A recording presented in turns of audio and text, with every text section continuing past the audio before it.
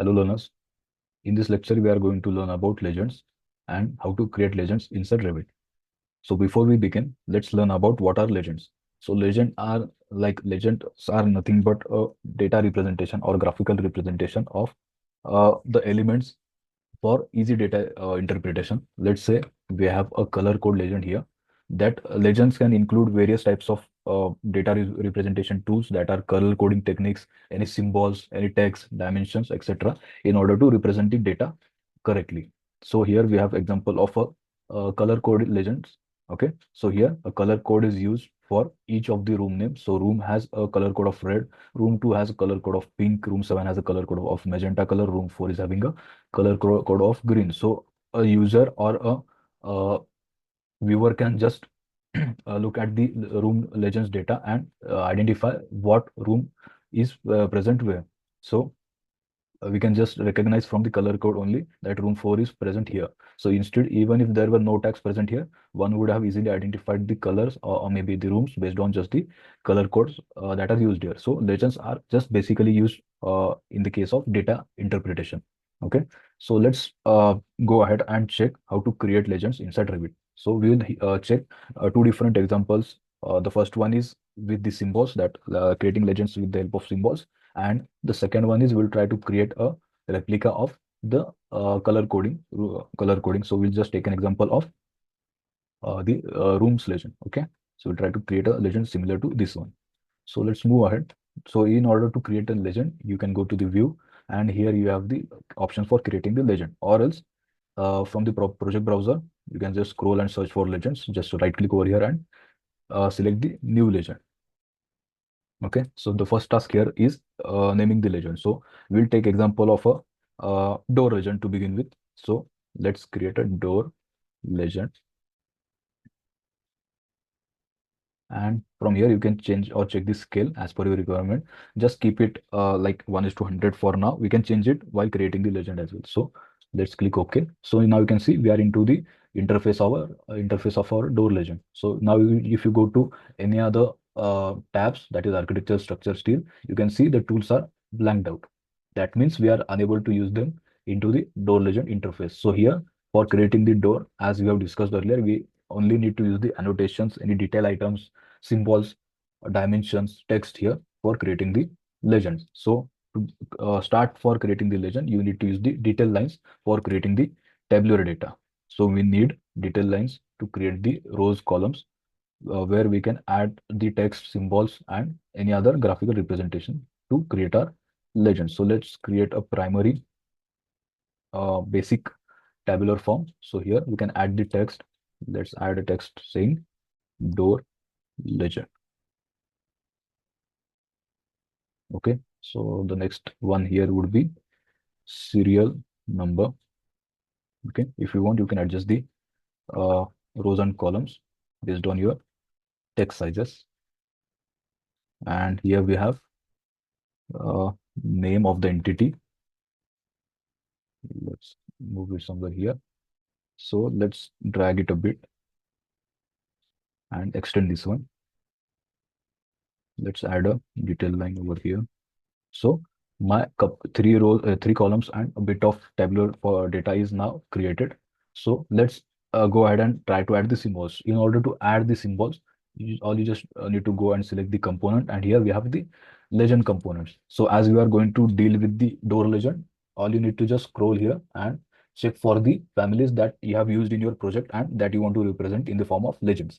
So I will show an example of three different types of doors that can be placed symbolically in a legend. You can use and apply the same concept for all the doors that are required for your project. Okay, so let's move ahead and check for interior door, that is 810 by 2110 mm. So let's click here. So here we have views that can be that represent the symbol. So for now the floor plan is activated. So you can see the floor plan of the door is now visible. Okay, and if you want the elevation part, you can just select the view as elevation front or rear. Okay, so let's go and place the floor plan view of this door, and you can see that floor plan view of the door is now placed. So now place it again here, and from here we can change it to front elevation. So we have the plan view for this door as well as the elevation for this door. So add a division here, and we can name it separately. Let's move this door a bit closer and move this line as well. So here we can name it as plan view and front elevation. Plan view and front view. Okay. So as you have seen, we have added a plan view for this particular door, and for the similar door, we have also added the front view as well. So you can see here on checking or clicking the door here, we can see whenever the view is in floor plan view, you can see there is a host plan. So host for the door is nothing but the wall. So if you just reduce the host length, let's say 500 mm, so you can see the piece of wall is now reduced to host length that is 500 mm, and it doesn't look correctly, it looks appropriate. So it's a best practice to keep the host length that is greater than the width of the door. Okay, let's keep it 1000 because the width of the door is 810 mm. Okay, if you want, you can just assign the dimensions as well. You can also assign the dimensions here. You can also assign the dimensions for the front view also. Okay, so in this way, you can insert these symbols for your door. That is a plan view and a front view. Now let's name it as the door family of the door. It was 810 mm by 2110 mm. Okay, so now our family name is set. We have added a couple of symbols. We have added their dimensions as well. And for the serial number, let's add a text representing first one. Okay, now our first door is placed with its plan view and a front elevation. Now let's create another one. Before that, you can just even copy these things and place it somewhere here. So let's rename this as number 2. And before we rename this one, let's change the type of the door that we are going to use. So let's check for external door. Okay, so maybe this one. As the door size is now changed, the dimension is now deleted. So here you can see we have chosen 510 by 2110 mm door. So here, as the host length is less than the width of the door, you can see there is a wall that is appearing in between. So let's change the host length as, let's say, 1800 mm. Okay, so my door is now placed here in the plan view, and similarly we are going to change it. So the door was 510 by 2110. So here we can change it to 510 by 2110. Okay, so now we will move ahead placing the dimensions for this. So let's go and check for the dimensioning. So this is 510 and the overall height is 2110. Okay, so in this way you can add the required doors into your legends. Okay, so my second door is now placed with all its required data. Now let's add a detail line to complete the row 1. Okay, and let's complete this row. Let's copy these elements again and place it for creating the third door legend. So let's rename it as 3. Now let's check a different size here. Now let's take an example of it, external door flush. So here, let's select the external door flush again for the elevation as well. So in this way, we have placed 2 doors here, that are 2 different views for the doors. One is the floor plan view and one is the elevation view. So let's add dimensions. Here you can see the door, the host width or the host length is slightly less than the width of the door. Let's keep it as 2000 for a proper representation, and let's add the dimensions. Okay, so in this way you can create your door legend using the symbol pattern. Okay, you can name it differently. So here we have created an example containing 3 different door types as a door legend. So let's, as you are satisfied with the creation of the legend, let's close this one. You can place it into the sheet. Let's go to the sheet 1, and here from the legend you can just search for door legend and just drag it into your required sheet. So here you can see the door legend that we have created now is now placed into the sheet number 1. So just if you don't want the viewport that contains the title for the line, you just need to go here simply and check viewport with no title. So in this way, there is no title, and for this current viewport, as we have added the name over here, there is no need for any title. So in this way, you can place your legends here. Now, as you have seen example of symbolic representation of legends, now let's go and check how to create color codes for creating a particular legend. So we'll just take a reference of these color codes that are present for room name legend. So here we have room as it's shown in red, room 2 is shown in pink likewise. So we'll take example of first four rooms, that is room 1, 2, 3 and 4, and try to create the color codes for these particular rooms. Okay. So in order to create that, let's go and select the legends again, create the new legend, and here you can create or name it as room legend. Let the scale be 1:100 and click on OK. The first step would involve creating the tabular data, that is the columns and rows. Okay, and add the text as room legend. Okay, let's increase this width of the column and let's move this a bit down. Let's add a first row here containing the serial number or the code and the room name. So let's add a text here, naming code, and similarly here room name, or let's say just a name, because we have created a room legend above, so there won't be any requirement of adding name room name here again. Just simply the name is enough. So now you can insert the field regions as well. So as let's go back to sheet 2 again, and the color code for room 1 is red color. So let's go to room legend again, and here we have to use the red color fill legend. How to create it? Just go to edit type. If you want, if you are using any other different type of fill region, you can just duplicate and make the pattern as solid fill and choose the color from the color palette. Okay, let's go OK and create a small rectangular box. In this way, your color code is now fixed. Let's add a detail line again to terminate the row and add the text here suggesting room 1.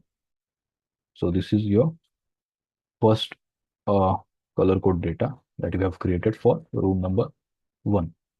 So let's copy these two elements again along with this line and paste it here.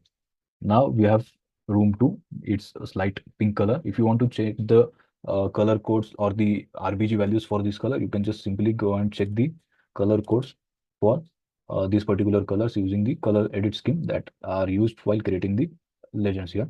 So here the color code is RGB is 247, 230 and 250. So let's use these values for creating this color. Let's go to the legend again here.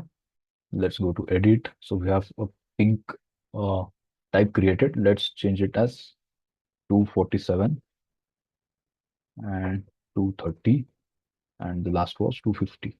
Okay, so we have created a color that exactly matches the room 2 with respect to the uh, color code that we have created while creating the room name legends. Okay, so let's go and create the color code for room 3 here. Let's move it slightly below. Let's copy these elements and paste it somewhere over here.